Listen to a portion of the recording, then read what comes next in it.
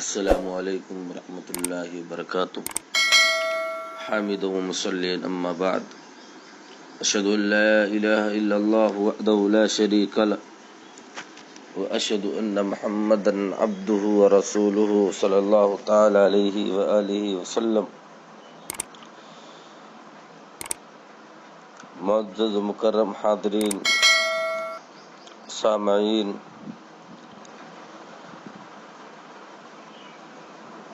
ایک مسئلے کی وضاحت آپ کے سامنے ضروری ہے۔ زکوٰۃ کے متعلق ایک صاحب نے سوال کیا تھا کہ شادی کے لیے جو پیسہ جمع کیا گیا ہے کیا اس میں زکوٰۃ ہے یا نہیں ہے؟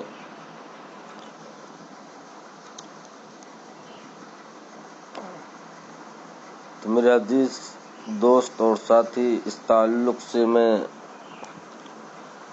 سعودی مجلس فتویٰ کمیٹی کا جواب آپ کے سامنے رکھنا چاہوں گا۔ سعودی مجلس فتویٰ کمیٹی نے کہا اس مال میں زکوٰۃ واجب ہے کیونکہ یہ مال ان تمام دلائل کے عموم میں شامل ہے جو وجوب زکوٰۃ پر دلالت کرتے ہیں، اور اس شخص کا یہ ارادہ رکھنا کہ وہ مال کے ساتھ شادی کرے گا کوئی ایسا معقول سبب نہیں ہے کہ جو اس مال میں زکوٰۃ ساقط کر دے، ختم کر دے۔ دیکھیے فتاوی اللجنۃ الدائمہ للبحوث العلمیہ والافتاء جلد 9 صفحہ 269۔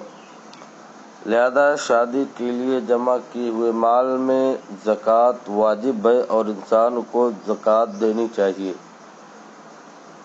اسی طریقے سے ایک مسئلہ یہ بھی ہے کہ کسی انسان نے مکان کی تعمیر اور مرمت کے لیے مال کو جمع کیا ہے، پیسے کو اکٹھا کیا ہے، تو کیا اس میں زکوٰۃ ہے یا نہیں ہے؟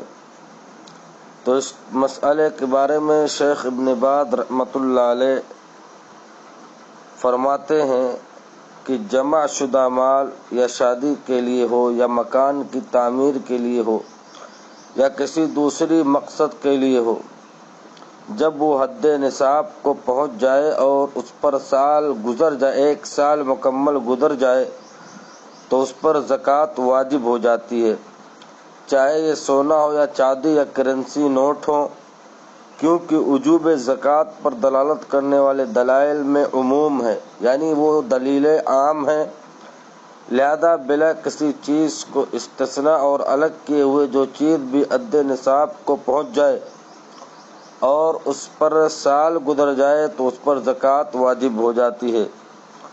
لہذا شادی کے لیے جمع کیے ہوئے مال یا اسی طریقے سے مکان کی تعمیر و مرمت کے لیے پیسے کو جمع کیا جائے تو ان پر اگر یہ نصاب تک پہنچ جاتے ہیں یا اسی طریقے سے ان پر 1 سال کا عرصہ گزر جاتا ہے تو ہمیں اور آپ کو چاہیے کہ اس مال میں سے زکوٰۃ ادا کرے۔ شیخ ابن باز رحمۃ اللہ علیہ کا جو فتویٰ بتایا گیا ہے، فتاوی اسلامیہ جلد 2 صفحہ نمبر 73 کے اندر یہ چیز منقول ہے۔